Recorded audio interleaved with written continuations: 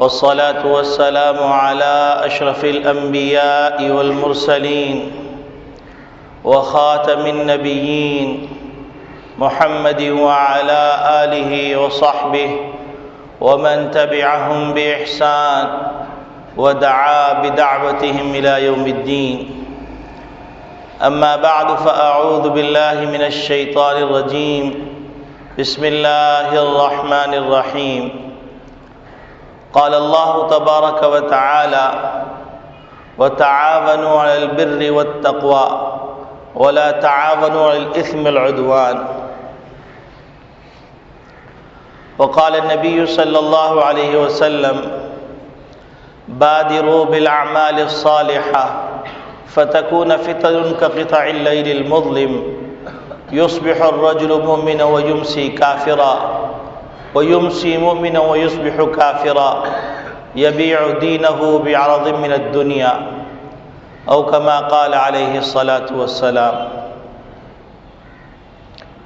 میرے محترم بزرگوں، عزیز دوستو، دینی اسلامی بھائیوں، اللہ رب العالمین نے نبی اکرم صلی اللہ علیہ وسلم پر ساری انسانیت کی رہنمائی کی ذمہ داری ڈالی اور آپ صلی اللہ علیہ وسلم کو نبوت سے سرفراز فرما کر ختم نبوت کا تاج آپ صلی اللہ علیہ وسلم کے سر پر رکھ دیا اور آپ صلی اللہ علیہ وسلم کو ہر زمانے میں جو فتنے آنے والے ہیں ان فتنوں کے لیے اور ان سے بچنے کے لیے ایک ضابطہ عطا فرما دیا اور وہ ضابطہ قرآن کریم سے اپنا رابطہ جوڑنا ہے. وَاعْتَصِمُوا بِحَبْلِ اللَّهِ جَمِيعًا کہ اللہ کی رسی کو مضبوطی سے تھام لو. حبل اللہ سے مراد مفسرین نے قرآن کریم بھی لیا ہے کہ قرآن کریم سے اپنا رشتہ جوڑ لیں گے تو بہت سارے فتنے اور بہت سارے مصائب ان کا خاتمہ ہو جائے گا. اور اگر قرآن سے رشتہ ٹوٹ جائے گا اور من گھڑت تشریحات، من گھڑت فلسفے اور من گھڑت ضابطے حیات کے اوپر چلنے لگیں گے تو پھر تباہی زیادہ دور نہیں. نبی اکرم صلی اللہ علیہ وسلم پر جب ذمہ داری عائد ہوئی اور آپ صلی اللہ علیہ وسلم کو کہا گیا کہ اب آپ اعلانیہ دعوت دیں، تو آپ صلی اللہ علیہ وسلم نے عرب کے دستور کے مطابق صفا پہاڑی پر پہنچ کر یہ آواز لگائی: وا صباح. کیونکہ عربوں میں آپس میں اختلافات تھے، آپس میں قبائلی جھگڑے تھے، تو ان جھگڑوں کے اندر ایک دستور بن گیا تھا کہ اگر کوئی قبیلہ کسی قبیلے پہ حملہ کرنے کی منصوبہ بندی کر رہا ہوتا تو وہ کسی بلند جگہ پہ کھڑے ہوتے اور کھڑے ہونے کے بعد یہ آواز لگاتے: وہ صباحا. مقصد یہ ہوتا کہ جو صبح ہونے والی ہے یہ صبح اچھی خبر لے کے نہیں آئی، کوئی دشمن تم پہ شبخون مارنے والا ہے. تو نبی کریم صلی اللہ علیہ وسلم نے جب یہ صدا لگائی تو لوگ سارے کے سارے جمع ہو گئے جو آپ صلی اللہ علیہ وسلم کے قبائل سے متعلق تھے، آپ صلی اللہ علیہ وسلم کے خاندان سے متعلق تھے. خاص طور سے ان کو جمع کیا گیا. آپ صلی اللہ علیہ وسلم نے فرمایا کہ دیکھو، اگر میں تم کو یہ بتلاؤں کہ اس پہاڑ کے پیچھے ایک لشکر آ رہا ہے جو تم پر شبخون مارنے والا ہے اور تمہیں تباہ برباد کرنے والا ہے، کیا تم میری تصدیق کرو گے؟ جب آپ صلی اللہ علیہ وسلم نے یہ آواز لگائی تو سب لوگوں نے کہا کہ ہم آپ کو 40 سال سے دیکھتے چلے آ رہے ہیں کہ آپ سچے ہیں، آپ امانت دار ہیں، آپ کے اندر رواداری ہے اور آپ کوئی فضول اور لغو کام میں مبتلا نہیں رہتے، تو ہم آپ کی کیوں تصدیق نہیں کریں گے؟ اور پھر ایسے موقع پر جس موقع پر کہ آپ بلندی پر ہیں اور ہم نیچے۔ تو نبی کریم صلی اللہ علیہ وسلم نے فرمایا پھر یہ بات دھیان سے سن لو، انی لکم نذیر مبین بین یدی عذاب شدید، کہ میں تمہیں ڈرانے والا ہوں اور انتہائی خطرناک عذاب سے ڈرانے والا ہوں جو تمہارے سامنے آ رہا ہے۔ اور پھر نبی کریم صلی اللہ علیہ وسلم نے فرمایا کہ اگر اللہ رب العالمین کو وحدہ لا شریک نہیں مانو گے اور محمد نبی صلی اللہ علیہ وسلم کو پیغمبر برحق نہیں مانو گے تو یہ عذاب تمہارا مقدر ہو جائے گا۔ تو جن لوگوں کو اللہ رب العالمین نے فطرت سلیمہ عطا فرمائی تھی ان لوگوں نے اس دعوت کو قبول کر لیا، اور جو لوگ باغی تھے، نافرمان تھے، ان لوگوں نے سرکشی پر اپنے آپ کو آمادہ پایا اور سرکشی پر اجتماع کر لیا، اور صرف اس پہ قناعت نہیں کی کہ آپ صلی اللہ علیہ وسلم کی بات نہ مانی، بلکہ ہر ایک نے اپنے حساب سے آپ صلی اللہ علیہ وسلم کو اذیتیں دینے کا فیصلہ کر لیا، حتیٰ کہ ابو لہب نے کھلم کھلا وہاں پر بغاوت کا اعلان کیا اور کہا تبا لک یا محمد الہذا جماعتنا، اے محمد صلی اللہ علیہ وسلم آپ کے لیے تباہی، بربادی اور ہلاکت مقدر ہو، آپ نے کیا اس حقیر بات کے لیے ہم کو جمع کیا تھا؟ تو میرے عزیز دوستو بھائیو، اللہ رب العالمین کی دعوت جو نبی کریم صلی اللہ علیہ وسلم کے ذریعے سے امت کو دی گئی، اس دعوت سے جب منہ پھیرا گیا تو اس کا انجام بہت تباہی والا ہوا، بہت ہلاکت والا ہوا، اور ایسے راستے پہ نکل گئے کہ ظاہری وضاقتہ کے اندر بڑے حسین جمیل معلوم ہو رہے تھے، لیکن اللہ رب العالمین نے ان کو عبرت کا نشان بنا دیا۔ اور یہ دعوت قیامت تک کے لیے ہے، یہ پیغام قیامت تک کے لیے ہے، یہ ضابطِ حیات قیامت تک کے لیے۔ ہم دین سے دور ہو گئے تو اس کے نتیجے میں ہم یہ سمجھنے لگے کہ یہ پیغام زبان قال سے تو نہیں کہتے لیکن زبان حال سے کہتے ہیں کہ یہ پیغام ہمارا یہ چند گھڑی کے لیے تھا، جو زمانہ گزر گیا، اب اس کے بعد جو یہ کام ہے، یہ جو پیغام ہے، یہ جو اصول ہیں، اب نیا دور، نئے اصول۔ جس کے نتیجے میں کیا ہوا؟ اس کے نتیجے میں یہ ہوا کہ ہم توہم پرست ہو گئے، جو کہ صرف ایک خیال ہے، صرف ایک وسوسہ ہے کہ سفر کا مہینہ منحوس، سفر کے دن منحوس، سفر کی راتیں منحوس، لیکن ہم ان چیزوں سے غافل ہو گئے جو اعمال خود منحوس ہیں، جو اعمال خود پھٹکاری ہیں، جو اعمال خود تباہی کا ذریعہ ہیں۔ ان اعمال میں ایک عمل ہے، ہم اللہ کے باغیوں کی نقل کرنے لگے، ہم اللہ کے نافرمانوں کے قدم بقدم چلنے لگے، اور اتنی نقالی کرنے لگے، اتنی نقالی کرنے لگے کہ وہ قوم جس کا بچہ پیدا ہونے سے پہلے ڈالروں کے اندر مقروض ہوتا ہے، وہ قوم ہیپی نیو ایئر منا رہی ہے کہ جس کے ملک کے اندر ہر روز لاشوں کے انبار لگے ہوئے، جس کا ہر فرد سودی قرضے کے اندر ڈوبا ہوا ہے،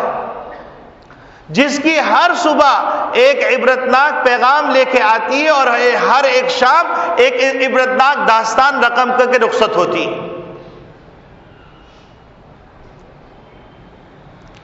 جس کا ہر فرد گھر سے نکلتے ہوئے یہ امید لے کے نہیں نکلتا کہ وہ واپس آئے گا یا نہیں آئے گا، اور اگر واپس آ گیا تو شکر ادا کرتا کہ خیر سے واپس آ گیا۔ وہ قوم اپنے سال کا اختتام احتساب کے بجائے، حالانکہ مسلمانوں کا سال تو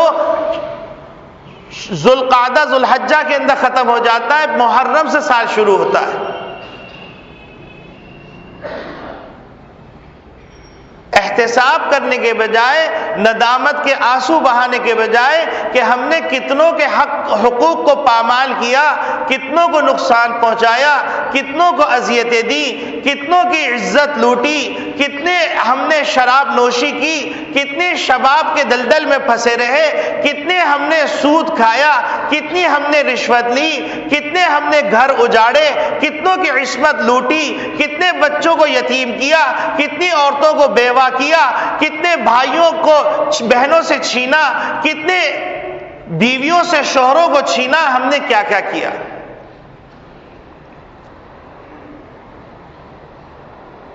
احتساب نہیں ہوا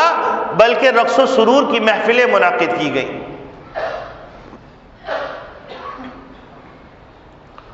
ڈھول کی تھاپ پر رقص کیے گئے، شراب پی گئی، زنا کیا گیا، اور پھر توقع کر رہے ہیں کہ اللہ رب العالمین نیا سال خیر سگالی کا پیغام لے کے آئے۔ اللہ رب العالمین کا قانون یہ ہے کہ اولئک الذین لعنہم اللہ، وہ لوگ جن پر اللہ کی لعنت ہو، ومن یلعن اللہ فلن تجد لہم نصیرا، جن پر اللہ کی پھٹکار ہو جائے وہ کوئی مددگار نہیں پاتے۔ یہ اللہ کا قانون ہے۔ جو قوم قرضوں میں ڈوبی ہوئی ہو، جس قوم کے اوپر ایسی ایسی مصیبتیں مسلط ہو رہی ہوں کہ جو دیگر قوموں پہ اگر ایک مصیبت پہ آ جائے تو وہ پاگل ہو جائے، جس قوم کی صبح ہو تو شام کی خبر نہ ہو، جس قوم کی شام ہو جائے تو صبح کی خبر نہ ہو کہ صبح کیا پیغام لے کے آ رہی ہے، جس قوم کی آزادی داؤ پہ لگی ہوئی ہو، جس قوم کی خود مختاری داؤ پہ لگی ہوئی ہو، جس قوم کا نظام زندگی داؤ پہ لگا ہوا ہو، جس قوم کی معیشت داؤ پہ لگی ہوئی ہو، جس قوم کی معاشرت داؤ پہ لگی ہوئی ہو، جس قوم کی اقتصادیات گروی رکھی ہوئی ہو، جس قوم کی پوری زندگی آرٹیفیشل زندگی ہو، وہ قوم خوشیاں منائے۔ اللہ رب العالمین تو ارشاد فرما رہے ہیں وَلَا تَعَاوَنُوا عَلَى الْإِثْمِ وَالْعُدْوَانِ، کہ نافرمانی اور سرکشی میں ایک دوسرے کا تعاون نہ کرو۔ تَعَاوَنُوا عَلَى الْبِرِّ وَالتَّقْوَى، نیکی اور تقوی کے راستے میں ایک دوسرے کا ساتھ دو۔ بہت سے لوگ صرف اس لیے کہ ہیپی نیو ایئر دیکھنے کے لیے، یہ نیو ایئر پارٹی دیکھنے کے لیے کیسے رقص و سرور کی محفلیں منعقد ہوئی، اس لیے جمع ہو رہے ہیں،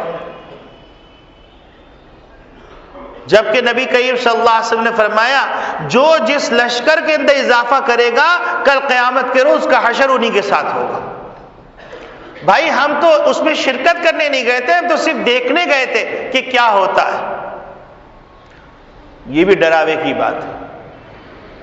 یہ بھی نمک پاشی کرنے کی بات ہے۔ جس قوم کے نوجوانوں کے چیتھڑے اڑ رہے ہوں، جس قوم کے افراد کی لاشیں ایسی گر رہی ہوں جیسے کہ گاجر مولی کاٹ کے پھینک دیا گیا، وہ قوم اس طرح کی تقریبات کا انعقاد کرے اور اللہ رب العالمین کے غضب کو دعوت دے، جبکہ اللہ رب العالمین فرما رہے ہیں لا تسرفوا ان اللہ لا يحب المسرفین، اسراف نہ کرو، اللہ اسراف کرنے والوں کو پسند نہیں کرتے۔ اور اللہ رب العالمین فرما رہے ہیں لا تبذر، کہ تبذیر نہ کرو، کیونکہ مبذرین جو ہے شیاطین کے بھائی ہوتے ہیں۔ اسراف اور تبذیر میں جو فرق ہے وہ فرق یہ ہے کہ جو ضرورت ہے اس سے زائد خرچ کر دینا، جہاں 100 روپے خرچ ہونے تھے وہاں 10,000 روپے خرچ کر دیے، یہ اسراف۔ اور تبذیر یہ ہے کہ گناہ کے راستے میں خرچ کیا گیا، جبکہ نبی کریم صلی اللہ علیہ وسلم فرما رہے ہیں کہ ایک آدمی اس وقت تک اللہ رب العالمین کے سامنے سے ہٹ نہیں سکے گا جب تک کہ 5 سوالوں کے جواب نہ دے دے۔ ان میں ایک سوال یہ ہے کہ تم نے مال کہاں سے کمایا اور کہاں خرچ کیا، اور یہ کوئی ایسا نہیں ہے کہ وہاں رشوت دے کے کام چل جائے، وہاں پر دولت کام دے دے، وہاں عہدہ کام دے دے، وہاں منصب کام دے دے، ایسا نہیں۔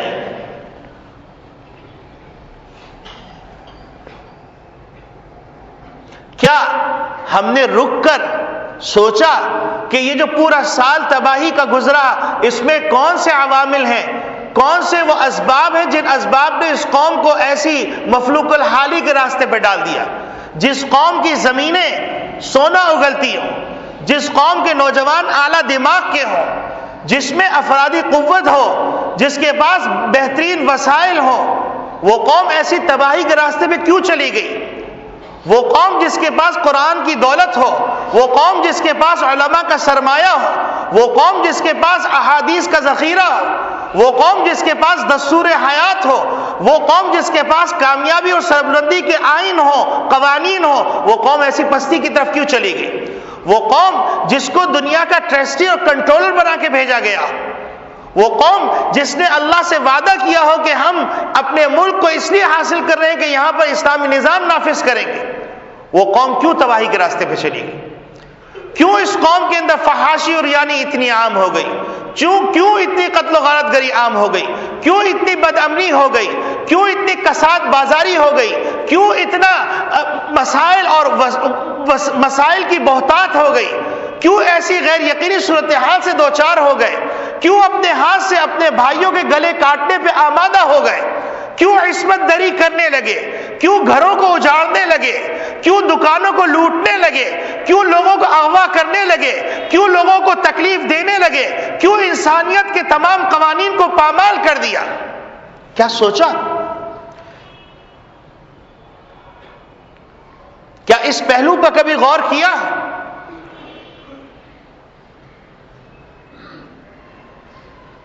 خوشی تو وہ قوم منائے جو تعلیم کے اندر بلندیوں پہ پہنچ چکی ہو، جو ایجادات میں بلندیوں پہ پہنچ چکی ہو، جس کے معاشرت اعلیٰ ہو، جس کے اخلاق اعلیٰ ہو، جس کا تمدن اعلیٰ ہو، جس کے امن کو دیکھنے کے لیے دنیا آ رہی ہو، جو نظام زندگی کے مطابق اپنے نظام زندگی گزار رہا، جس کی اقتصادیات بہت بلندیوں کو چھو رہی ہو، جو دوسروں کو قرضہ دے سکتی ہو، جو گرتوں کو سہارا دیتی ہو، کیا یہ احساس پیدا ہوا؟ سفر کا مہینہ منحوس ہے، وہ جو اعمال اختیار کیے گئے کیا وہ منحوس نہیں؟ اللہ رب العالمین کا قانون تو یہ ہے، وَمَن يَعْلِ اللَّهِ، جس پہ اللہ کی پھٹکار ہوئی فَلَن تَجِدَ لَهُ نَصِيرًا، اس کے لیے اللہ کوئی مددگار نہیں پائے گا۔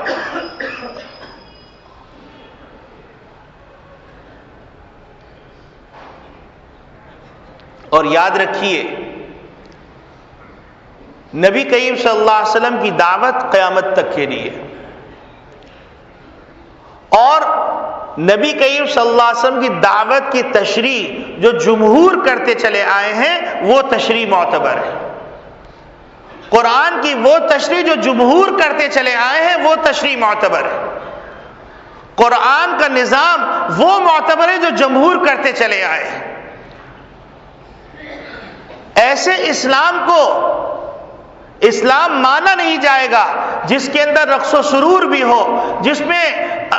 خرافات بھی ہوں، بےہودگیاں بھی ہوں، اور جس کے اندر اللہ کی نافرمانی بھی ہو اور نام قرآن قرآن قرآن ہو۔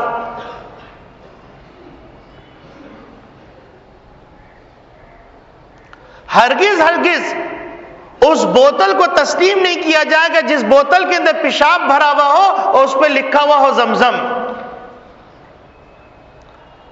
ہرگز ہرگز اس زہر کو تریاق نہیں سمجھا جائے گا جس زہر کے اوپر لکھا ہوا تریاق ہو، اندر سانپ کا زہر ہو۔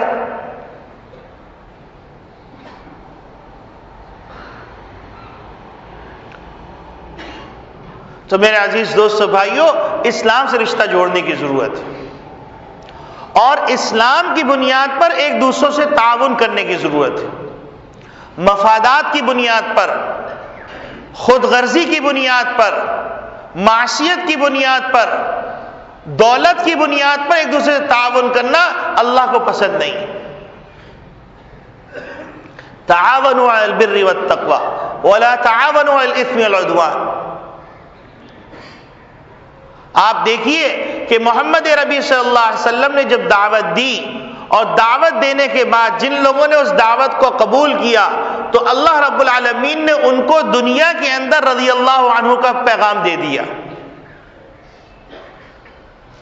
اور جن لوگوں نے اللہ رب العالمین کے رسول کی دعوت کو قبول نہیں کیا تو اللہ رب العالمین نے ان کو عبرت کا نشان بنا دیا۔ اور ان لوگوں میں وہ لوگ بھی تھے جو نبی کریم صلی اللہ علیہ وسلم کے قرابت دار تھے، دولت کا انبار تھا، حسن و جمال کے پیکر تھے، سردار ان کے گھر کی لونڈی تھی، قوم کے سردار تھے، اور لیکن جب نبی کریم صلی اللہ علیہ وسلم کی دعوت کے مقابلے میں ایک دعوت لے کے آئے تو اس کا نتیجہ یہ ہوا کہ اللہ رب العالمین نے کلام مجید کے اندر لوگوں کے اوپر مختلف قسم کی وعیدات ذکر فرمائی، لیکن اجمالی، لیکن چند افراد ایسے تھے جن کے لیے اللہ رب العالمین نے نام لے کر ان کے لیے پھٹکار کا فیصلہ فرمایا۔ ان میں ایک قارون ہے، ان میں ایک حامان ہے، ان میں ایک فرعون ہے، اور ان میں ایک ابو لہب ہے۔ ابو جہل کا بھی اللہ رب العالمین نے نام نہیں لیا، لیکن ابو لہب کا نام لیا، کیونکہ نبی کریم صلی اللہ علیہ وسلم کی دعوت کے مقابلے میں وہ کھڑا ہو گیا تھا،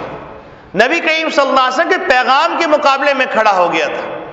اور نبی کریم صلی اللہ علیہ وسلم کو بددعا دی تھی، نبی کریم صلی اللہ علیہ وسلم کو گالی دی تھی، تو اس کا انجام کیا ہوا؟ اس کا انجام دنیاوی اعتبار سے بھی برا ہوا اور اخروی اعتبار سے بھی برا ہوا، اور اس کے ساتھ جس نے تعاون کیا اس کا انجام بھی برا ہوا۔ یہ اس پورے قرآن کے اندر عجیب غریب مثال ہے۔ آپ دیکھیے کہ ابو لہب اتنا حسین جمیل تھا، اتنا حسین جمیل تھا، اس کا نام تو عبد العزہ تھا، لیکن اتنا سرخ سفید تھا کہ جیسے اس کے گالوں کے اوپر انگارے رکھے ہوئے ہیں، اتنا سرخ سفید تھا، تو اس کے نتیجے میں اس کا نام پڑ گیا ابو لہب۔ اور نبی کریم صلی اللہ علیہ وسلم کا حقیقی چچا تھا، اتنی قریب رشتہ داری، اور اپنی قوم کا سردار تھا، اتنی عزت اور دولت کی اس کے پاس بہتات تھی، تو دنیاوی اعتبار سے اتنا اسمارٹ تھا وہ، لیکن اللہ کے رسول کی دعوت کو جب قبول نہیں کیا اور اپنے اعتبار سے محنت کرنا شروع کی، نبی کریم صلی اللہ علیہ وسلم جب دعوت دیتے اور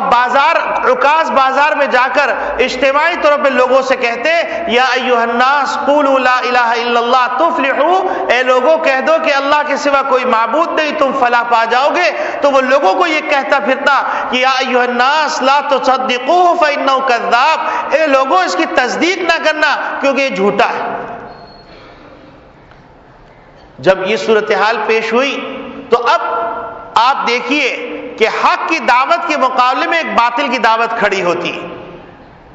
اور باطل کی دعوت کا جو تعاون کرتے ہیں اس کو بھی اللہ رب العالمین عبرت کا نشان بنا دیتے ہیں۔ اب آپ دیکھیے کہ باطل اپنی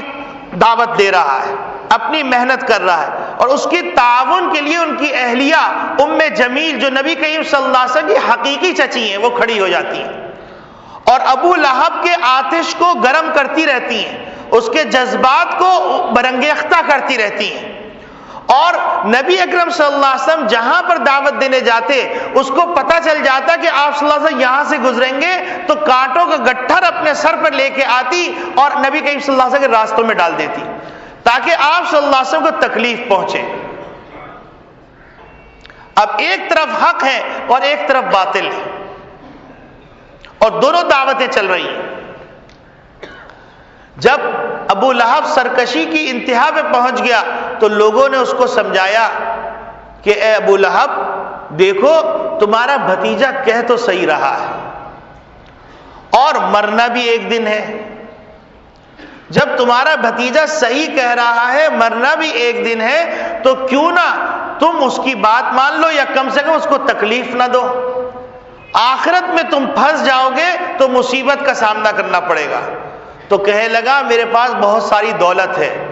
میں اگر پھنس بھی گیا تو میں آخرت کے پھنسنے کے نتیجے میں یہاں سے پیسے دے کے نکل جاؤں گا. یہ باطل کا نظریہ ہے. اب دونوں اپنی فطری عمر کی طرف بڑھ رہے ہیں، حتیٰ کہ ایک وقت آتا ہے کہ نبی اکرم صلی اللہ علیہ وسلم ہجرت کر کے مدینہ طیبہ تشریف لے جاتے ہیں، اور نبی کریم صلی اللہ علیہ وسلم سے محبت کرنے والے اور ماننے والے وہ بھی ہجرت کر کے مدینہ طیبہ تشریف لے جاتے ہیں. اور پھر ایک موقع آتا ہے کہ بدر کا معرکہ بپا ہوتا ہے،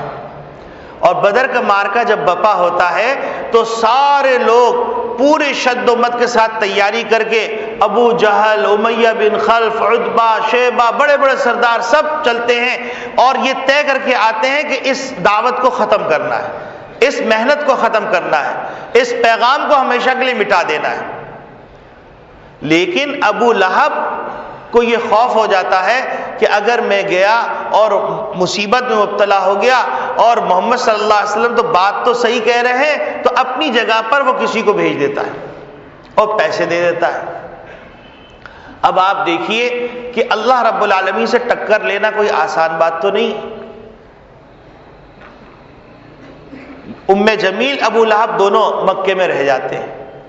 بدر میں جو ہوا ابو جہل کے ساتھ، عتبہ، شیبہ کے ساتھ، وہ سب کو معلوم ہے. اب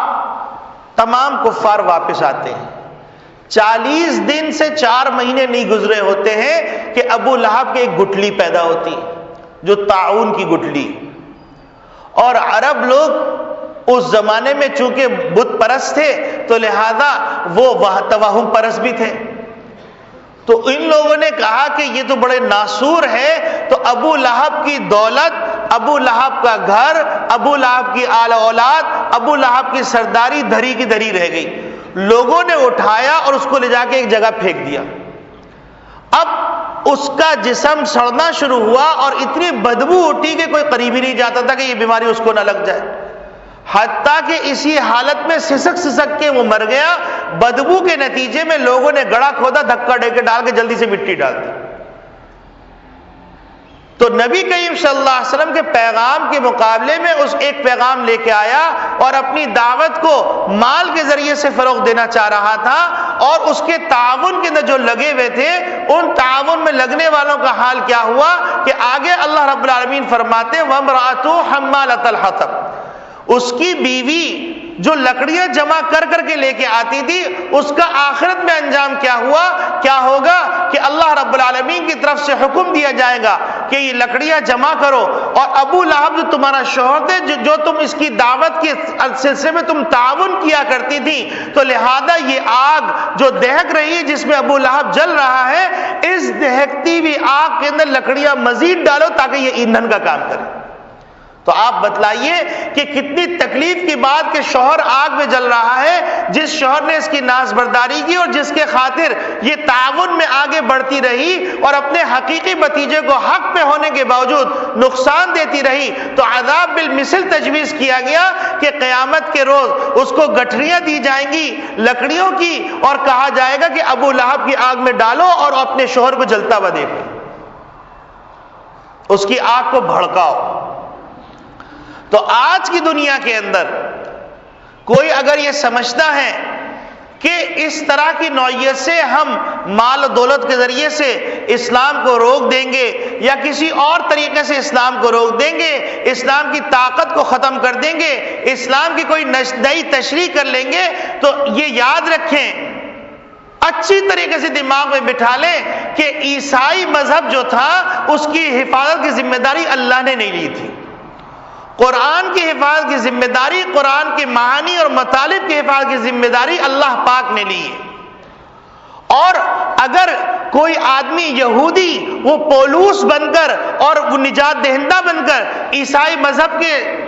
ٹکڑے ٹکڑے کر دے، اس میں تحریف کر دے۔ تو اگر آج کے زمانے میں کوئی نجات دہندہ بن کر کھڑے ہو کے قرآن کی نئی تشریح کرنا چاہتا ہے، قرآن کے کوئی نئی معنی متعین کرنا چاہتا ہے، حدیث کی کوئی نئی تشریح کرنا چاہتا ہے، کوئی نیا سیاسی نظام بتلانا چاہتا ہے، کوئی معاشرتی نظام دینا چاہتا ہے، کوئی آئین کا نظام دینا چاہتا ہے، کوئی قرآن کے نئے اخلاق متعین کرنا چاہتا ہے، قرآن کے نئے محرمات بتلانا چاہتا ہے،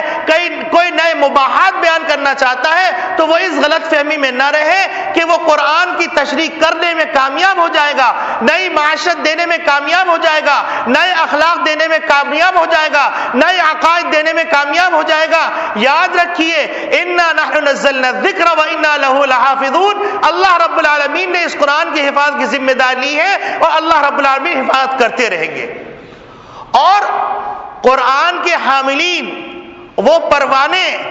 پروانے بھی غافل نہیں ہیں جنہیں اپنی زندگیاں وقف کر دی قرآن کی حفاظت کے لیے، جن کے سینوں کو اور جن کے دماغوں کو اللہ رب العالمین نے قرآن کی حفاظت کے لیے منتخب فرما لیا ہے۔ وہ ایسی کسی قسم کی تشریح کو قبول نہیں کریں گے جس میں رقص و سرور بھی ہو، جس میں واہیات و فضولیات بھی ہو، جس میں تضادات کا مجموعہ بھی ہو، اور وہ قرآن کا پیغام نافذ کرنا چاہے بھی۔ ایسا نہیں ہو سکتا۔ اور اللہ رب العالمین نے دنیا کو بارہا دکھلایا۔ آپ سوچئے کہ بغداد پورا اجڑ گیا، 21 لاکھ کی آبادی میں سے 18 لاکھ تاتاریوں نے کاٹ کے پھینک دیے، بغداد کے کتب خانے ختم ہو گئے، لیکن اللہ رب العالمین نے قرآن کی جب حفاظت کی تو اس کا نتیجہ یہ ہوا کہ وہ دشمن جو قرآن کے دشمن تھے، مسلمانوں کے دشمن تھے، وہی قرآن کے محافظ ہو گئے۔ اور پھر انہی کی نسل میں عالمگیر اور اورنگزیب رحمت اللہ علیہ پیدا ہوتے ہیں، انہی کی نسل میں یہ مغل پیدا ہوتے ہیں جنہوں نے قرآن کی حفاظت کی اور قرآن کی خدمت کی ہے۔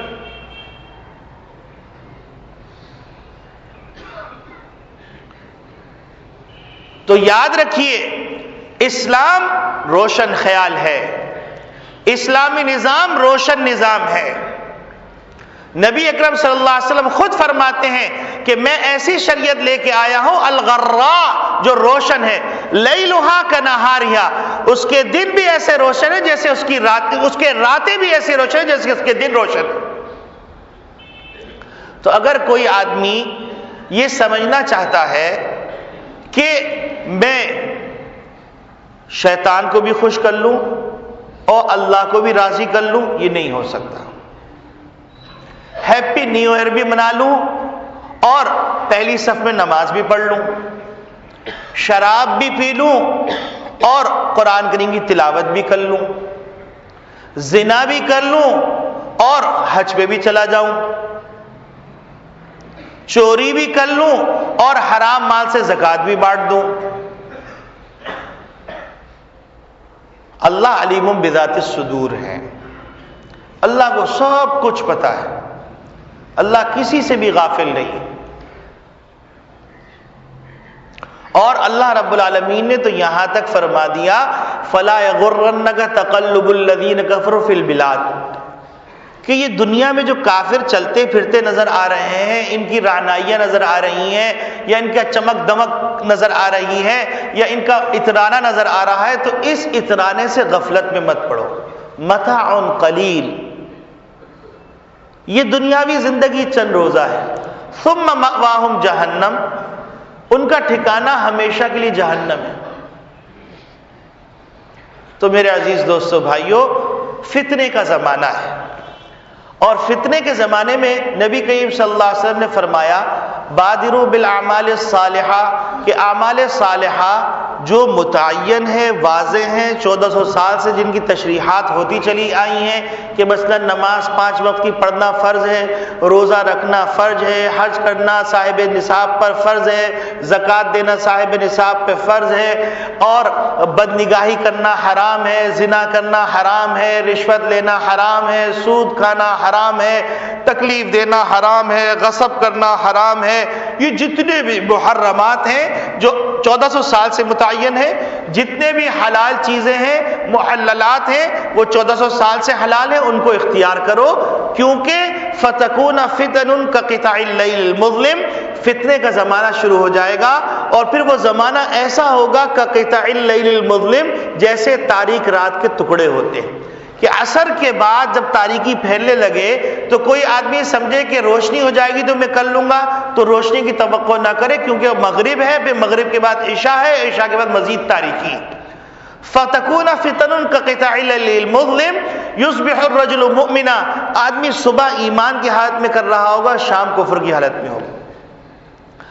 اور اگر شام ایمان کی حالت میں ہوئی تو صبح کفر کی حالت میں ہوگی۔ یبیع دینہ بعرض من الدنیا، اور اپنے دین کو دنیا کے چند ٹکوں کے خاطر بیچ ڈالے گا۔ تو آج ہم چاروں طرف ایسا ہی کچھ دیکھ رہے ہیں،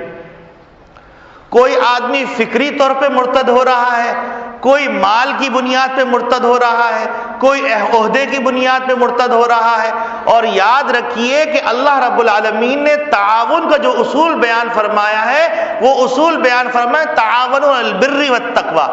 بر اور تقوی، نیکی اور تقوی کی بنیاد پر ایک دوسرے سے تعاون کرو، ولا تعاونوا علی الاثم والعدوان، نافرمانی اور سرکشی کی بنیاد پر تعاون نہ کرو۔ اور یاد رکھیے کہ مسلمان اتنا غافل کیوں ہو گیا کہ اگر کوئی آدمی اسلام کہتا ہے تو وہ اگلا جملہ انتظار نہیں کرتا کہ اگلے جملے کا مطلب کیا ہے، کہ وہ اسلام الدین کو آواز دے رہا ہے یا اسلام اپنے رشتہ دار کو بلا رہا ہے، وہیں پر نعرہ لگا دیا اسلام زندہ باد۔ ایک صاحب ریل میں سفر کر رہے تھے، ان کے دوست کا نام اسلام الدین تھا، وہ پانی لینے کے لیے اترا، انہوں نے آواز لگائی اسلام، پوری ریل کے ڈبے والے نے کہہ دیا زندہ باد۔ ارے بھائی پوچھ تو لو کون سے اسلام کی بات ہو رہی؟ آج مسلمان دین سے دور ہو گئے اور زمانے کی ٹھوکریں کھا کھا کر تھک گئے، اب جو بھی کھڑے ہو کے کہتا ہے اسلام، کہتے زندہ باد۔ بھائی اتنے بھولے نہ بنو، اور ایسا ماڈرن اسلام جو حضور نے نہیں لے کے آئے، تو ہمیں ایسا ماڈرن اسلام چاہیے بھی نہیں، جس کے اندر جینز بھی چل سکتی ہو، ننگے بھی رہ سکتے ہو، جس میں رقص و سرور بھی ہو۔ یہ آج کل ایک نیا اسلام ڈیزائن کیا جا رہا ہے، اور یہ غلط فہمی میں مبتلا ہے کہ شاید جس طرح پولوس کے ذریعے سے یہودیوں نے عیسائیوں کے حصے بکھرے کر دیے تھے، شاید اسلام کو بھی 2-4 حصوں میں بانٹ دیا جائے گا، روشن اسلام، فنڈامنٹلسٹ اسلام، ماڈرن اسلام، اور پتہ نہیں کون سا اسلام۔ ایسا اسلام کوئی نہیں ہے، اسلام وہی ہے جو محمد عربی صلی اللہ علیہ وسلم 1400 سال پہلے لے کے آئے، اور جس کی تشریحات مستند طریقوں سے آج تک محفوظ ہے۔ اب اگر کوئی آدمی اپنے طور پہ کوئی تشریح کرے گا، چاہے جتنا بھی چرب زبان ہو، جتنا بھی بڑے عہدے والا ہو، جتنا بڑی بھی مالدار ہو، اس کے لیے تو ہم یہی کہیں گے تبت یدا ابی لہب وتب ما اغنی عنہ مالہ وما کسب، نہ تو اس کا مال کام دے گا جو گفٹ میں ملا، اور نہ ہی جو چالاکی کے ذریعے سے مال کمایا گیا وہ مال کام دے گا۔ تشریحات وہی معتبر ہیں جو نبی کریم صلی اللہ علیہ وسلم صحابہ کو سکھلائیں، اور صحابہ نے تابعین کو، تابعین نے تبع تابعین کو، تبع تابعین ائمۃ المجتہدین، علماء اکرام، اولیاء اللہ، اور آج تک وہ کتابوں میں محفوظ ہے۔ تو میرے عزیز دوستو بھائیوں، فتنوں کا زمانہ ہے، فتنوں کے زمانے کے لیے آخری بات یہ ہے تعاونوا علی البر والتقوی، تقوی اور نیکی کی بنیاد پر ایک دوسرے کا تعاون کیجئے، اور نافرمانی کے اندر، معصیت کے اندر، سرکشی میں ایک دوسرے کا تعاون نہ کیجئے، اور ایسی تقریبات جو اللہ رب العالمین کو ناراض کرنے والی ہیں، مثلا happy new year, valentine day, mother day, father day, بھائی یہ سارے ڈے ان لوگوں کو منانے کی ضرورت ہے جن کے ہاں ماں کا تصور صرف ایک ڈمی کا ہے، باپ کا تصور صرف ایک اسٹیچو کا ہے۔ ہمارے ہاں تو صبح سے شام تک مدر ڈے ہے، فادر ڈے ہے، تو ہمیں یہ ڈے منانے کی ضرورت نہیں۔ اور ہمارے ہاں محبتیں اسلام کے اندر پاکیزہ محبتیں ہیں، ناپاک محبتیں نہیں ہیں۔ تو پاکیزہ محبتوں میں تو بیوی کو اگر لقمہ دے رہے ہیں یہ بھی تحفہ ہے اور یہ بھی صدقہ ہے، بیوی کو کپڑے لا کے دے رہے ہیں، بیوی کے نان نفقہ برداشت کر رہے ہیں، بیوی کے خوشی کا خیال کر رہے ہیں، اولاد کی خوشی کا خیال کر رہے ہیں۔ ہماری تو 24 گھنٹے کی زندگی اور 365 دن یہ ہمارے ویلنٹائن ڈے ہیں، ہمیں کوئی نئے معشوقہ کی ضرورت نہیں ہے، ہماری معشوقائیں پاکیزہ ہیں۔ وہ لوگ یہ دن منائیں جو کافروں کے ساتھ اپنا حشر کروانا چاہتے ہیں، وہ لوگ ہیپی نیو ایئر منائیں جن کے آپ سوچئے حضرت عمر خطاب رضی اللہ تعالیٰ عنہ عید کی رات اپنی داڑھی پکڑ کے زاروں قطار رو رہے ہیں اور ان کی داڑھی مبارک تر ہو گئی آنسوؤں سے. ان کے بیٹے پوچھتے ہیں ابا جان آج تو لیلۃ الجائزہ ہے, انعام کی رات ہے, آپ رو رہے ہیں. تو حضرت عمر خطاب رضی اللہ فرماتے ہیں خوش تو وہ ہو جس کو معلوم ہو کہ اس کا انجام کیسا ہے. مجھے معلوم نہیں کہ میرے اعمال قبول ہوئے کہ نہیں ہوئے, اور ہم جو ہے نافرمانی کر کر کے, سرکشی کر کر کے, بے غیرتی کر کر کے, فحاشی کر کر کے, اللہ کے وعدوں کو توڑ توڑ کر, قتل و غارت کے بازار گرم کر کر کے, لوگوں کے مال لوٹ لوٹ کے, قوموں کا سودا کر کر کے, قوموں کی دھجیاں بکھیر کے ہیپی نیو ایئر منا رہے ہیں. بے غیرتی کی انتہا, ڈوب مرنے کا مقام. بے شرم ہے کہ غیرت نہیں آئی. کہ کتنے گھر ایسے ہیں جن کے گھروں میں فاقے ہو گئے, کتنے گھر ہیں جن کے گھر اجڑ گئے, کتنی مائیں ہیں جو اپنے لختے جگروں سے جدا ہو گئیں,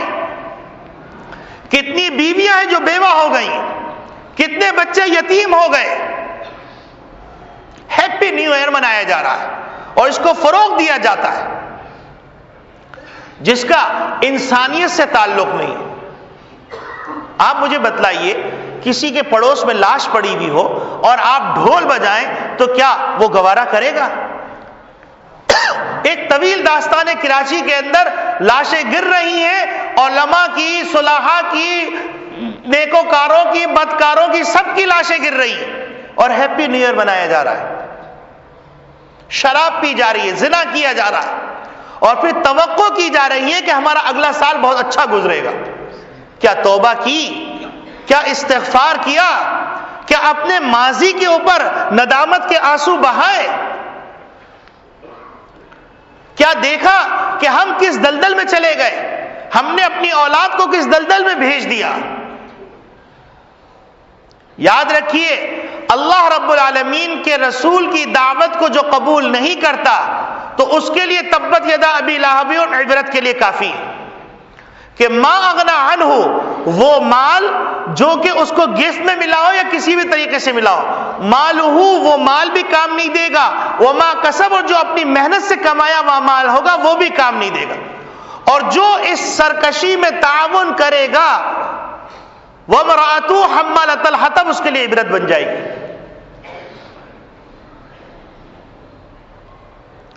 تو میرے عزیز دوستو بھائیو, اپنے علماء پر اعتماد کیجئے, اپنے مدارس پر اعتماد کیجئے اور نئے نئے طریقے, نئے نئے تہوار, نئی نئی تشریحات, اس کے پیچھے مت بھاگیے. ہم تو اس اسلام کو جانتے ہیں جو مدینے اور مکے سے آیا, ہم اس اسلام کو نہیں جانتے جو کینیڈا سے آیا ہے یا واشنگٹن سے آئے. ایسے اسلام پر ہم اپنے تھوک کو بھی پھینکنا گوارا نہیں کرتے کیونکہ وہ اس تھوک کی بھی بے حرمتی. تو میرے عزیز دوستو بھائیو, خدا کے واسطے اتنے بھولے, اتنے سیدھے نہ بنے کہ ہر چیز جو میڈیا میں نظر آ جائے اس کو اپنا لیں. ذرا رکیں, سوچیں, اور ہر وہ فکر جو کسی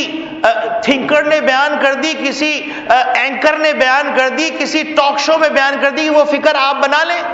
ذرا رکیں, سوچیں یہ کون سی جنگ لڑی جا رہی ہے, جو چوبرجی جنگ ہے, جو نظریاتی جنگ بھی ہے, جو معاشرتی جنگ بھی ہے, جو تہذیبی جنگ بھی ہے, جو اخلاقی جنگ بھی ہے,